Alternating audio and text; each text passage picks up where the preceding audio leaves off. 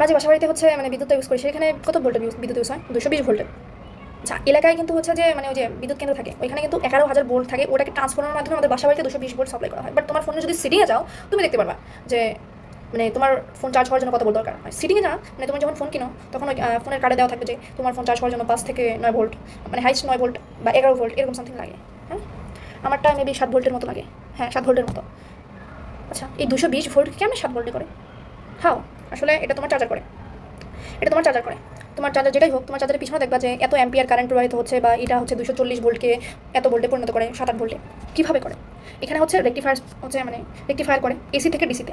তোমার যে মানে বাসাবাড়িতে যেটা থাকে সেটা হচ্ছে এসি, বাট তোমার ফোন যে চার্জ করো মানে আমরা যে ওই যে মানে ডিসি কীভাবে চলে, ব্যাটারিতে চলে না, ব্যাটারিকে চার্জ করা হয়, তোমার ফোনে ব্যাটারি আছে, ওই ব্যাটারিকে চার্জ করা হয় এসির মাধ্যমে, এসির মাধ্যমে ডিসিকে পরিণত করা হয়। সেই জন্য তোমার ফোন চলে একদম ডাইরেক্ট কারেন্টে কিন্তু চলে, ডিসিতে চলে। অ্যান্ড এসি থেকে ডিসিতে কেমনে রূপান্তর করা হয় চলো সেটা একটু জানি। আর আমাদের বাসাবাড়িতে হচ্ছে মানে এসি যে কারেন্ট আছে ওটা হচ্ছে 50 হার্টজের। এখন তুমি বলবে 50 হার্টজ কি, মানে এসি মানে কি? লাফালাফি। তুমি যে লাফাইতেছো, তুমি প্রতি সেকেন্ডে কতটা লাফ দিচ্ছ, উপরে যাচ্ছ নিচে যাচ্ছ, উপরে যাচ্ছ নিচে যাচ্ছ। আর এসি কারেন্ট হচ্ছে যেদিকে যাবে তার উল্টা দিকে একবার, তার দিকে আবার একবার, মানে যেদিকে যাবে তার বিপরীত দিকে একবার, আবার ওইদিকে একবার, এরকম মানে প্রতি সেকেন্ডে হচ্ছে কি 50 বার করে যাবে। মানে আমাদের বাড়িতে বাংলাদেশে যতটুকু 50 হার্টজ। এখন চলো এসিকে ডিসিতে পরিণত করি। আমি হচ্ছে ফুল ওয়েভ রেক্টিফায়ারটা দেখাই, তাও আবার 2টা ডায়োড দিয়ে।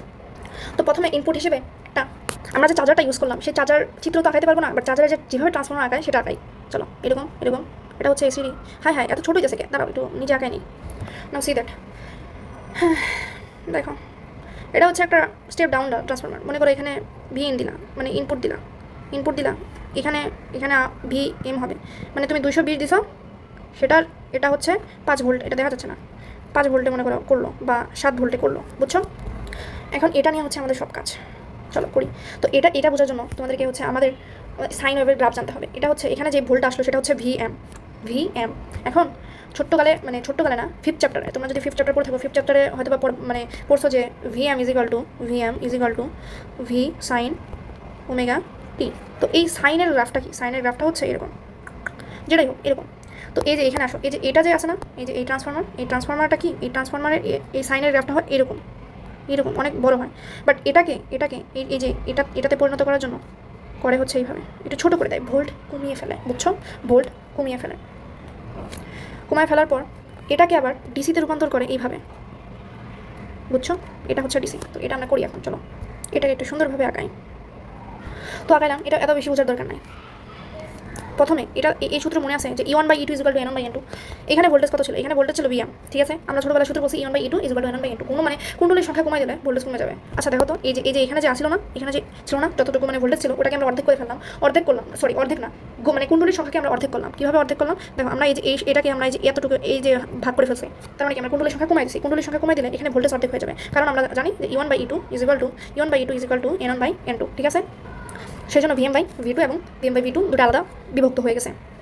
তো এখন আমাদের পজিটিভ হাফ সাইকেল এবং নেগেটিভ হাফ সাইকেল সম্পর্কে জানতে হবে। অ্যান্ড পজিটিভ হাফ সাইকেল এবং নেগেটিভ হাফ সাইকেল কেন আসে? আমরা যে সাইনের গ্রাফটা আঁকাইছিলাম, এখানে পজিটিভ হবে, এখানে নেগেটিভ হবে। তো সেই জন্য আমাদেরকে পজিটিভ হাফ সাইকেল এবং নেগেটিভ হাফ সাইকেল সম্পর্কে জানতে হবে, ঠিক আছে? Positive cycle